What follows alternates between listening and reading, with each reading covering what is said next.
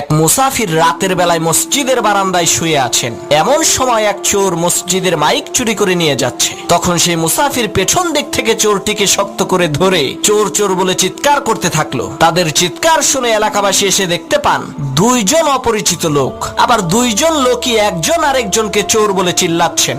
আসলে চোরকে সেটা তো আর এলাকাবাসী জানে না। তখন এলাকাবাসী এই দুইজনকে এলাকার মাতুব্বরের কাছে নিয়ে গেল। মাতুব্বর বললেন, তোরা দুইজনেই চোর, তোদের শাস্তি হলো সকাল পর্যন্ত তোরা দুইজনে আত্মহত্যায় মারা যাওয়া এই লাশ পাহারা দিবি। আমরা কেউ এই লাশের কাছে থাকবো না। তাদের দুইজনকে লাশের পাশে বেঁধে রাখা হলো। তখন মুসাফির বলছে, আল্লাহ, শেষকালে তুমি আমারে চোর বানাই দিলা। আর সেই চোর বলছে, তুই আমারে ধরলি কেন বল? এই কারণেই তো তুই চোর হইলি। তখন সেই লাশ বলে উঠলো, পাইছি রে পাইছি, আসল চোর রে পাইছি। লাশের কথা শুনে চোর আর মুসাফির প্রচন্ড ভয় পেয়েছে। তখন লাশ বলে উঠলো, আমি মরি নাই, মরার ভান ধরেছিলাম আসল চোরকে ধরার জন্য।